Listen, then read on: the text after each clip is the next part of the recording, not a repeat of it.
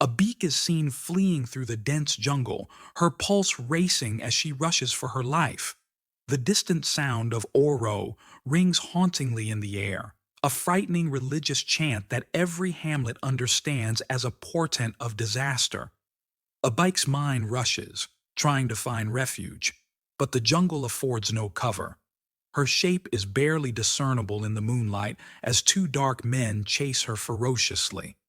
Sweat streams down her cheeks, and her breath comes in short, scared gasps. The thumping of her pursuers' feet becomes louder behind her. She slips, falling into the moist woodland floor, but immediately gets herself up, her drive to live propelling her forward. As she nears a large tree, she's stuck, the light from a lantern displaying her horrified face. The two guys, young but hardened by their duty, take her by the arms and lead her toward the center of the town. Baba Awo, the mysterious spiritual leader of Ilara. Dressed in ceremonial clothes, he repeats incantations in front of the idol, the flames from a special fire creating spooky shadows over his face. A bike is brought before him, her screaming muted by the noises of the process. The suspense grows as Baba Awo lifts a knife, reciting last incantations. Blood falls, and the deity is appeased. In the Ilara village, a quiet yet superstitious people profoundly established in its rituals. At its core is Baba Awo, the renowned spiritual advisor. Known for his intelligence and strength, Baba Awo is both feared and adored. His life, however, is plagued by calamity. Years ago, he lost his loving wife to a rare blood condition. This loss left him a single parent to Tola, his soul kid, and a sign of his late wife's remembrance. Tola is renowned as an inquisitive and brilliant girl, with a profound love for reading and studying. Her academic accomplishments stand in sharp contrast to Baba Awo's standards. He sees her as the heir to his spiritual legacy, someone who will wield the power of the idol and perpetuate the village's traditional practices. However, Tola's ambitions rest elsewhere, far from the constraints of Ilara and the weight of its norms. His desire to maintain his heritage clashes with his daughter's objectives. The strain in their relationship is clear. Villagers often remark about Tola's stubbornness, wondering how long she can defy destiny. Baba Awo, though outwardly harsh, is tormented by the thought of losing Tola, his final link to his wife. The serenity of Ilara is broken when a group of corps members arrive in the village to fulfill their national duty. Among them is Kunle, a gregarious and clever young guy who rapidly draws the villagers' interest. His innovative ways and accessible personality make him famous, especially among the younger generation. Kunle's appeal doesn't go unrecognized by Tola, who finds herself pulled to his knowledge and generosity. Their combined passion of study establishes a link that neither of them can ignore. Tola, who has always felt confined by her father's expectations, finds solace in Kunle's presence. He represents a world beyond Ilara, a place where she may be free to follow her goals. Their relationship blossoms into a covert romance, hidden from the watchful eyes of the people and, most crucially, Baba Awo. However, their love is not without repercussions. Tola finds she's pregnant. Just at the time Kunle's withdrawal from Ilara after finishing his duty leaves, Tola distraught and alone to confront the storm developing around her. Tola's life takes a drastic change as she encounters her father's rage. Baba Awo's anguish is deep, and his response is fast and harsh. He denounces Tola as a shame, contrasting her acts to those of her late mother, whose blood sickness he blames on rebellion and disdain. His wrath is tinged with concern of how the public would regard this occurrence. Whispers spread like wildfire, and Tola finds herself outcast by the community. For Tola, remaining in Ilara is no longer an option. Her heart bleeds not just from the rejection of her father, but also from the longing for Kunle, who stays oblivious of the situation. Determined to locate him, She sets off for the metropolis with nothing but hope and her future kid. Her hunt for Kunle leads her down innumerable dead ends. After months of searching, Tola eventually finds that Kunle has made a new life for himself. He's married, prosperous, and a father of two. Devastated, Tola recognizes that she must now walk this journey alone. Despite the grief, she pledges to bear her kid with dignity and establish a life for herself. As the years pass, Tola converts her anguish into resolution. She gives birth to a lovely baby, Abike, and dedicates herself to presenting her with a life free from the shadows of Ilara. Abike enters into the university grounds, a world full of possibility. As a strong and intellectual young lady, Abike swiftly adjusts to college life, meeting new friends and enjoying the pleasure of her independence. One day, at a sporting exercise, she accidentally knocks with Femi, an active and gregarious kid. Though their initial meeting is unpleasant, Femi is instantly attracted by Abike's attitude and voice. Curious, he begins up a dialogue, and they discover a common sense of humor and similar interests. Unbeknownst to them, their bond extends much deeper. Femi is the son of Kunle, the man Abike's mother once loved. Their bond grows over time. Femi, cheerful and vivacious, constantly begs Abike to join his group of pals. Abike, apprehensive yet interested, loves their company but keeps her guard up, recalling her mother's advice about selecting friends wisely. However, Femi's charm and candor win her over, and their friendship develops stronger. Femi's history, offering a peek of his affluent childhood and his connection with his father. Kunle, though a loving parent, often talks favorably of his time in Ilara, inadvertently fueling Femi's fascination about the area.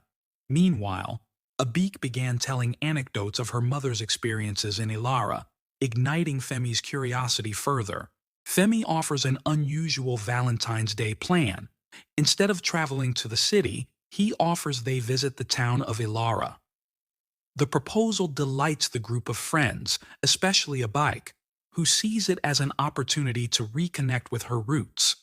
They all agree, setting the stage for a vacation that would connect their fortunes in ways they could never conceive.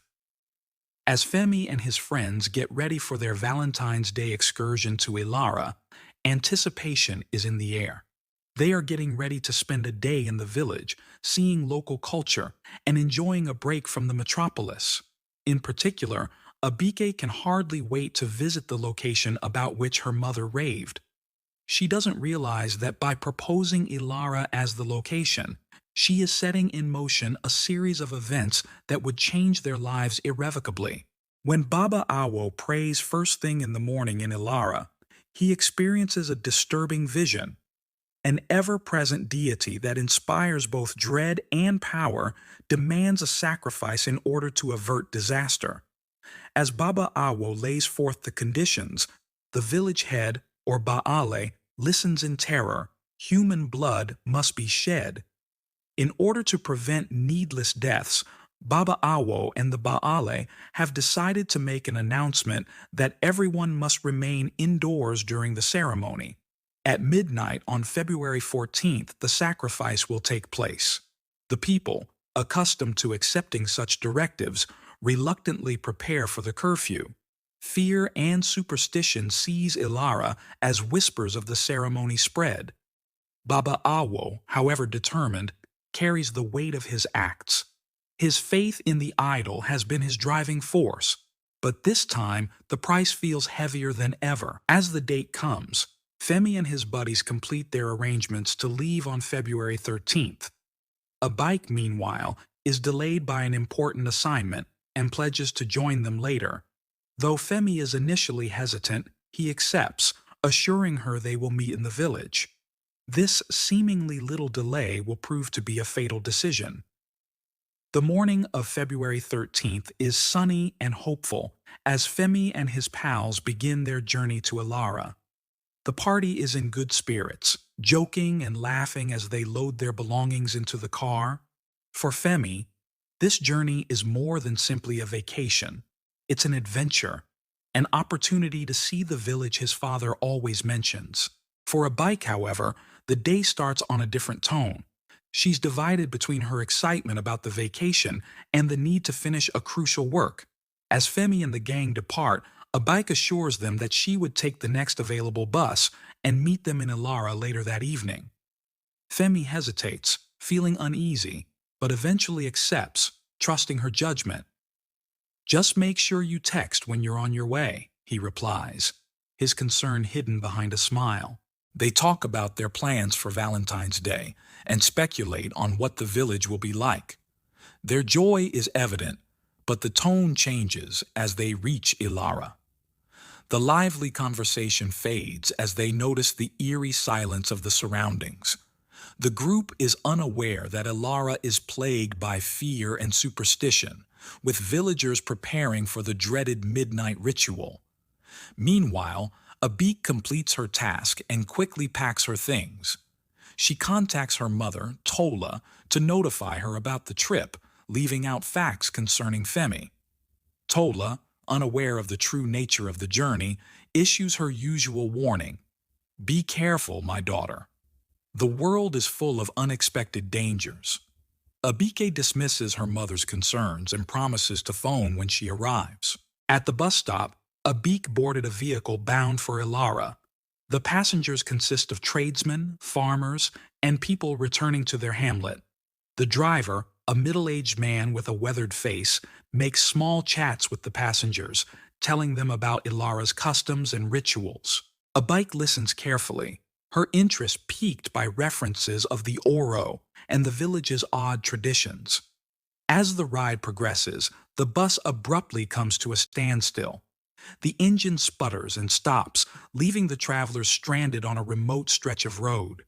The motorist, upset yet resolute, calls a nearby mechanic. Hours pass while the passengers wait, increasingly restless in the waning daylight. Abike tries to call Femi, but her phone's battery is dangerously low. "I'll call when I get there," she says quietly to herself, slipping the phone into her bag. By the time the bus is restored, the night has fallen. The atmosphere becomes strained as passengers feel concerned about traveling so late. Despite the driver's cautions, Abike persists on completing her journey, anxious to rejoin with her pals. She arrives at the entrance of Ilara, her bags in hand, as the bus driver gives her a final piece of advice. "Be careful, young lady. The nights in this village are not for wandering." Unfazed, Abike starts her trip toward the village, her phone now fully dead. The stillness of the night is disconcerting, interrupted only by the distant sound of crickets. Suddenly, the frightening call of Oro rings across the air. Abike freezes, her heartbeat quickening as the sound grows louder. Panic sets in when she knows she is in danger. As she accelerates her pace, she detects a flashlight in the distance. She feels relief, but it fades quickly. The figures carrying the light are not locals offering assistance. Rather, they serve as ritual enforcers. They yell at her to stop, but Abike's survival instinct kicks in, and she begins running. She drops her bags and phone during her hasty getaway, her only purpose being to find safety. Midnight arrives, and the town of Ilara is enveloped in eerie silence. The streets are deserted, with every household adhering to the curfew imposed by Baba Awo and the Bale. The only sounds are the occasional rustle of leaves in the breeze and the foreboding ritual chants borne by the night air. The picture shifts to the ceremony location, where flames from torches flicker against the enormous idol standing ominously in the center. Abike is led into the clearing, her struggles ineffectual as the two enforcers grip her tightly. Her terrified eyes dart across the space, taking in the masked figures, ceremonial drums, and altar at the foot of the idol. Baba Awo stands in the center, demanding attention as he begins the incantations. His voice is authoritative, but his expression shows a hint of uneasiness. As the rite progresses, Abike begs for her life, her voice breaking from desperation. "Please, let me leave." I don't belong here, she cries. Baba Awo pauses briefly, recognizing something familiar in her voice and features. A sliver of doubt crosses his head, but the weight of the idol's demands drowns out his reservations. To him, the village's survival is more important than any individual's life. The drumming becomes more intense, and the beats reverberate across the area. Baba Awo chants loudly and raises his hands as he invokes the idol. Abike's voice becomes lost in the din, her pleas absorbed by the repetitive chanting of the disguised participants. The flames intensify, as if the idol is reacting to the ceremony. The scene becomes a whirl of sounds and motions, with Abike at its center. Her terror is evident as she is forced to the altar. Baba Awo, holding a ceremonial dagger, starts the final incantation. His voice trembles slightly, but he braces himself, sure that this action is required to preserve the hamlet. As the dagger is lifted, Femi and his companions recall trying to contact Abike all evening, becoming increasingly concerned as their calls went unanswered. They retrace their ways, looking for her in the darkness. Their voices are frantic as they cry her name, and the village's strange silence adds to their discomfort. Back at the ritual site, the last scene occurs. Baba Awo's dagger descends and lingers on the idol's face as the rite reaches its peak. The scene is deliberately ambiguous, with flashes of blood, the idol's glowing eyes, and the horrified expressions of the villagers taking part in the ritual. As dawn breaks, word spreads throughout the village that the sacrifice has been completed and the idol appeased. The peasants leave their homes gingerly, relieved but anxious. Meanwhile, Femi and his buddies come across the clearing where the rite took place. Among the scattered relics of the wedding, they discover Abike's luggage and phone, abandoned and hauntingly untouched. Femi takes up the phone, his face pallid with recognition. "This is Abike's phone," he says, quietly, his voice trembling. The knowledge hit him like a tidal wave. Abike was the sacrifice. He collapses on his knees, overwhelmed with remorse and misery. His friends try to console him, but the gravity of the situation is overwhelming. Femi phones his father, Kunle, pleading for assistance. Kunle, on the other end of the line, is startled as Femi tells what happened. Kunle is deeply moved by the mention of Ilara, which brings back memories of his time in the hamlet and his love affair with Tola. Kunle's remorse resurfaces as Femi's voice becomes emotional. He never returned to Tola, abandoning her when she needed him the most. Kunle approaches the authorities, determined to find out the truth. Within hours, police officers arrive in Ilara, causing anxiety and unease among the locals. Baala and Baba Awo are summoned for questioning. Baba Awo initially tries to remain calm, believing that the sacrifice is vital to safeguard the village. But as the cops interrogate him, cracks appear. Meanwhile, Tola receives a tragic call that rocks her life. The voice on the other end delivers the news in a serious tone. "Your daughter, Abike, was killed in a ritual sacrifice." Tola falls to her knees, her cries booming throughout her little apartment. Abike's childhood memories flood her thoughts, including her laughter, her first day of school, and Tola's joy in seeing her develop into a strong intellectual young woman. Tola, driven by grief and anger, makes her way to Ilara. She arrives to find the hamlet in disarray, with locals gathered outside Baba Awo's compound expressing their displeasure. She forces her way past the crowd and is led to the police station where Bayal and Baba Awo are being detained. The confrontation inside the station is explosive. Tola's eyes meet Baba Awo's, and time appears to stop still. "Baba me!" she shouts, her voice cracking with pain. "You killed my daughter, your own granddaughter." The weight of her words strikes like a blow. Baba Awo, stunned, stumbles backwards. "You're lying," he murmurs softly, but the reality is clear. Tola reveals all. Abike was the child she had after Kunle left Ilara. The room becomes silent as the full extent of the catastrophe becomes apparent. Baal hides his face in his hands and mutters, "What have we done?" Kunle enters the station shortly later, his face pallid and unreadable. His eyes met Tola's, and the years of separation between them vanished in an instant. "Tola," he says, his voice full of remorse. "Is this true? Was Abike my daughter?" Tola nods as tears fall down her cheeks. The weight of their shared grief is tremendous, and they collapse into each other's arms, sobbing. The police collect evidence and seek statements from villagers. The Baale and Baba Awo have been legally charged with arranging the ritual murders. The villagers, previously mute in their terror of the idol, begin to question the conventions that have governed their lives for decades. Tola stands before the sacred tree where Abike was abducted, clutching her daughter's abandoned purse. She says a prayer for peace, not vengeance, for Abike's soul, the town, and her own broken heart. In the distance, the idol's shrine has been disassembled, and its power has been broken.